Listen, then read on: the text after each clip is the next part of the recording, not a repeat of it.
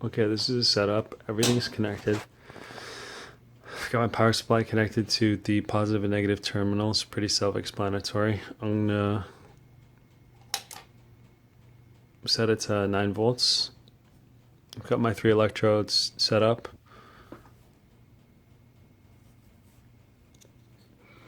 And I'm gonna plug it in to the computer. USB plugged in.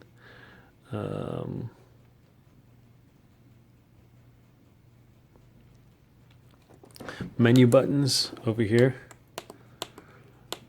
0, 1, 2, 3, back to 0. 1 is for fixed potential, 2 is for linear sweep, and 3 is for cyclical voltammetry. This is the enter button. So I'm going to run through a linear sweep. Linear sweep. I'm going to use a potentiometer over here to set the start voltage.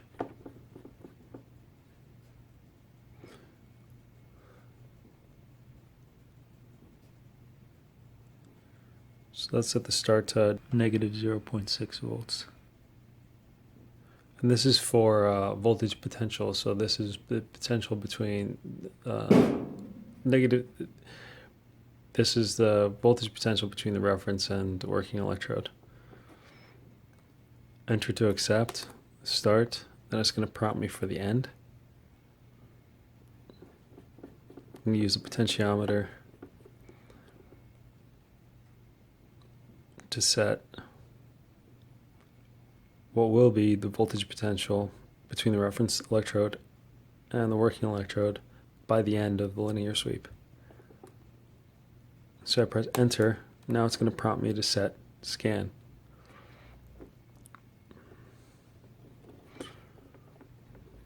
And the scan rate's in millivolts per second. I'm going to set the scan rate to 75 millivolts per second. That's the rate at which it's going to increase the voltage potential between the reference electrode and the working electrode.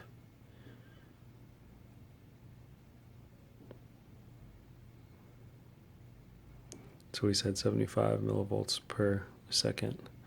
Now the way this is hooked up, the potentiometer is a little bit bumpy.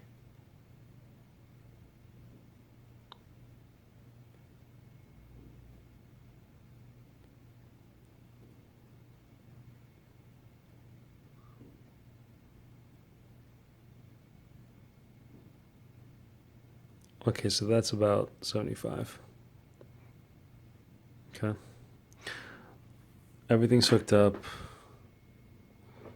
Okay, counter electrode, reference electrode. This is just for a test on how to. Normally I'd put these probably closer together. Okay. Let's turn the power on. So I flip this in to turn the power on. The light comes on to indicate that there is power going to the power supply lines on the breadboard. So if I open this up, that light indicates that there's, hold this a little differently. That light indicates that there's positive 12 on the red and negative 12 on the blue power supply line. Okay, so it's on, everything's hooked up, I've got power. What I'm going to do is also connect the microcontroller to the cell. This is what this switch is.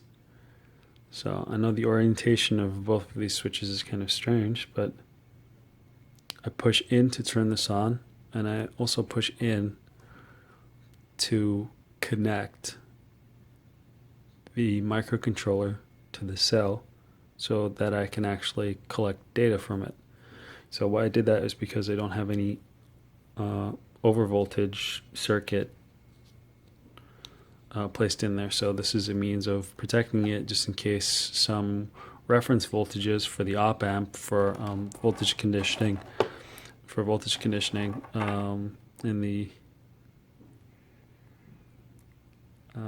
voltage shifter attenuator, if the reference voltage there is changed, if the if the reference voltage is changed on the op amp for the counter electrode and reference electrode, that's also going to change the voltage that the circuit, the final voltage that's output by the circuit that's sent to the microcontroller. That's the data that we're actually recording.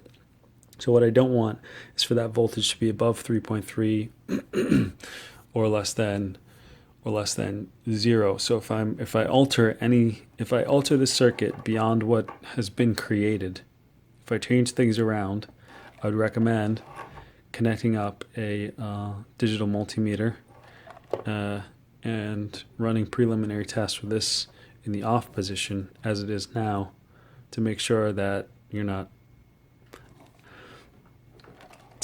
this final op amp, this one right here with the white cable, so you'd connect your digital multimeter from there, and then on the common ground here, and look at it and say, okay, am I over 3.3 volts? Because if you are over, then you're going to damage the board. So I want to look at like what program we're going to be using to capture the data that's being output by the potentiostat via USB. I'm going to use RealTerm. There are some other programs available, but this is the one that I use. You're going to go to port, and ports related port as in COM port. The port that you want to choose, or at least on my computer, it's COM port 13. On your computer, it may be different. How are you going to tell what COM port it is on your computer? You're just going to select one, any one. Make sure the baud rate is 38. You can hit. So if it's connected correctly, you should see all of the settings that you set up. Negative 60 millivolts, 80 millivolts at.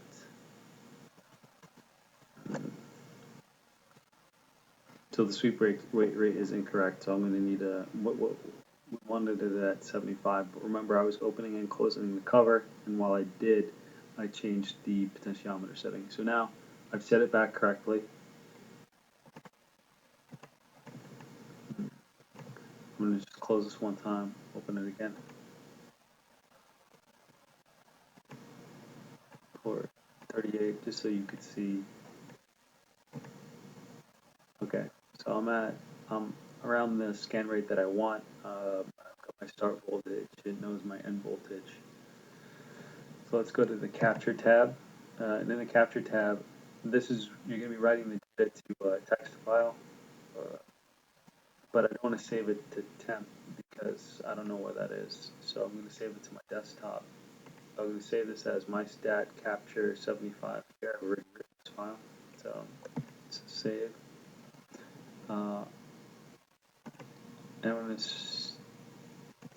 So the process for this is a little bit confusing. I always forget it, but I'm going to start overwrite first.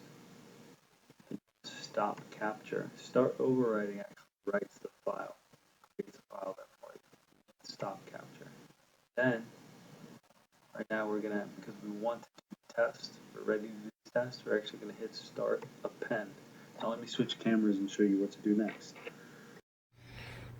Okay, so you know it's recording data, or it's appending the data to the file. Is if you see that character count right there, it's going up. That means the characters that it's writing to that text file, the number of them is increasing, as you would expect to do if you're saying, okay, start writing the data. And we can see the RX right over here. See, it's flashing. It's writing the data.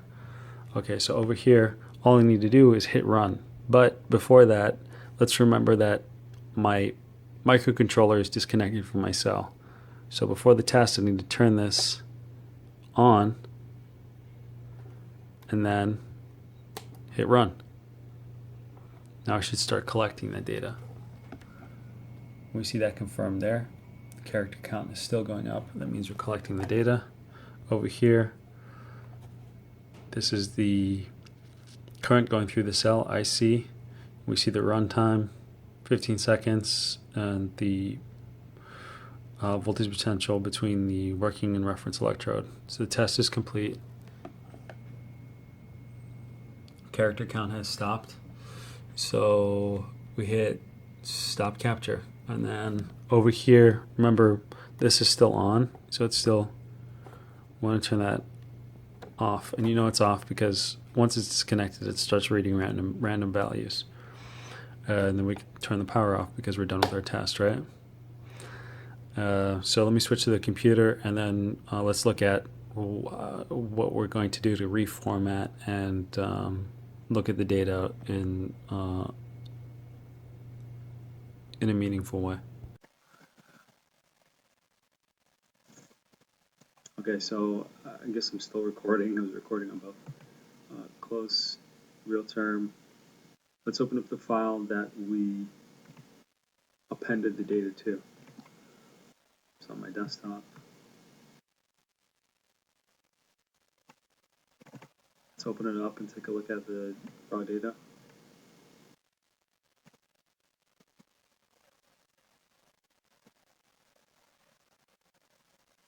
So it's a big file, so just give your if it's a big file, just give your text editor a little bit of time.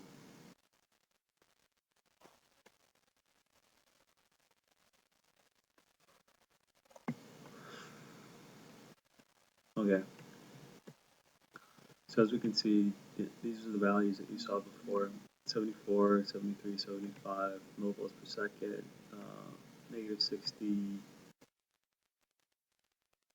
millivolts start, 80 end. What I want to do is like highlight the beginning here, just double click it, and then scroll down because I want to see where the actual data begins. This is all just output, what the potentiometer was outputting while we were going through the setup. Okay, so this is the actual data. You can see the difference in the number of columns.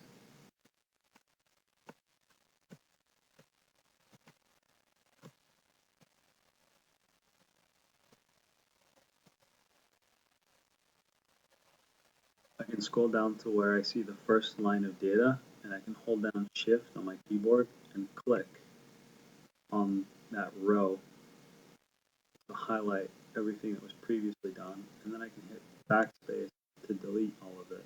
And then again, just wait for your text file to catch up to what you're doing. Okay, so now I've got my data here. It's in much better format than it was before.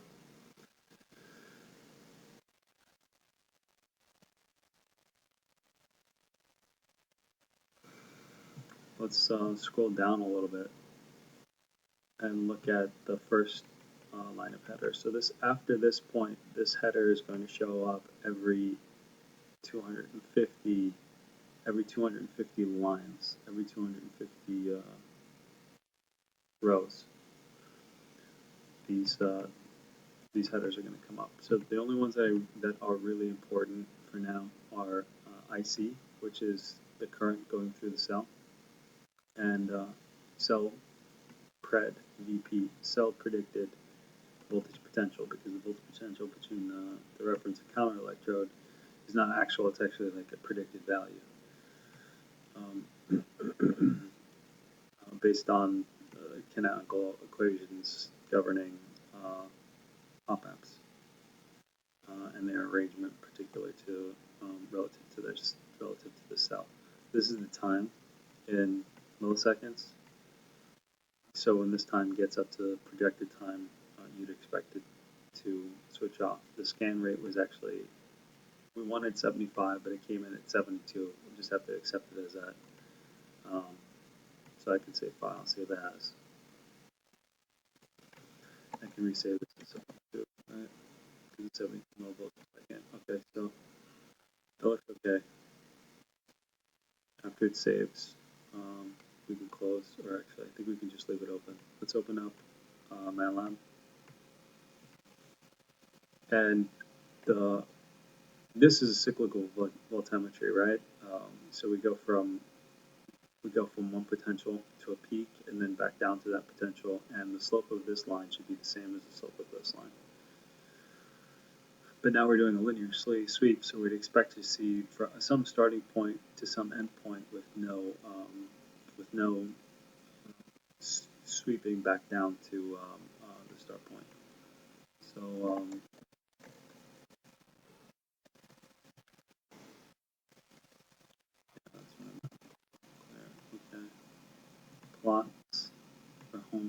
import data. I'm going to go to Capture 72, open it, wait for it to open, and this is going to have to be labeled. So you're going to have to look at over here at these headers and say, okay, yeah, final column, this is IC, right? And then you're going to have to say, okay, 1, 2, third column from the right, third column from the right, 1, 2, 3, third column from the right is VP. So 1, 2, 3, this is VP. Okay. And then what's another one of interest? We want to see the voltage coming out of the DAC to confirm that it's a linear sweep, right? So let's do voltage coming out of the DAC and time, right?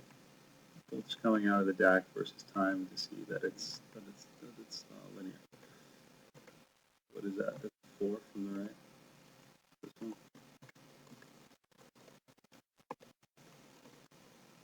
And then time, actual time, millivolts in milliseconds is over here. This is a projection time all the way to the line. So time. So I want to import this column. I'm hitting control as I select these.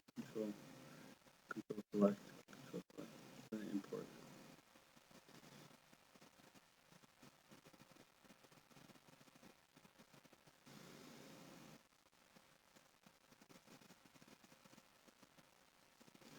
So wait for it to import the data. So VDAC, this is going to be my Y, this is going to be my X value for one graph, and then for another graph, this is VP is going to be my plotted on VP is going to be X, IC is going to be Y for another graph. The actual graph of interest is going to be VP and the IC.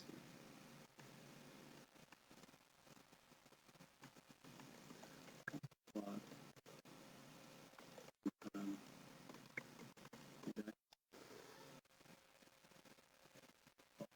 Capital, sure. Okay, so sweep from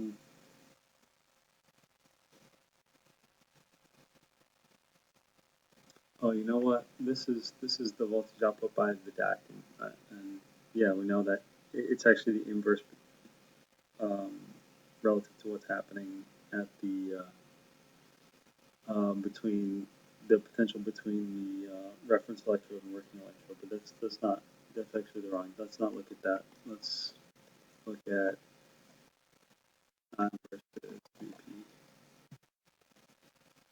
Okay. So this is the voltage potential between the two electrodes. So over time, we can see that the voltage potential increases as we want it to. It goes from -6 to -0.6 to 0.8.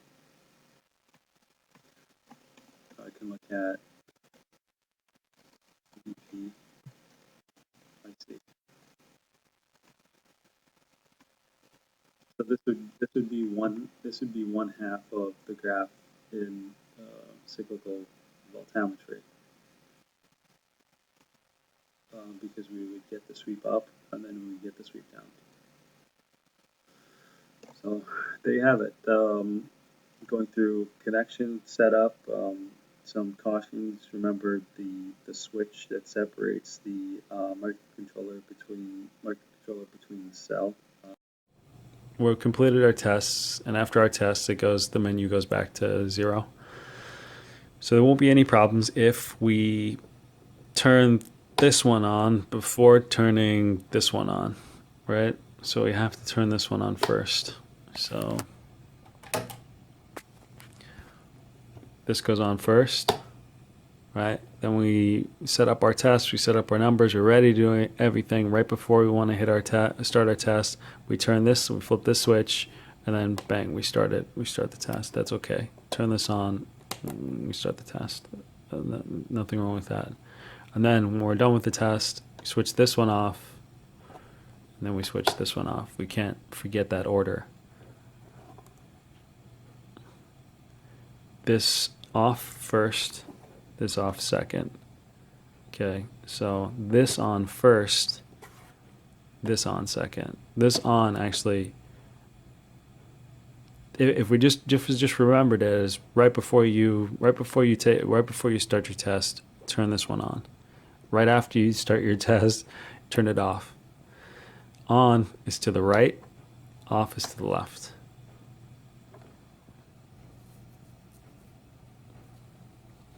And that's it.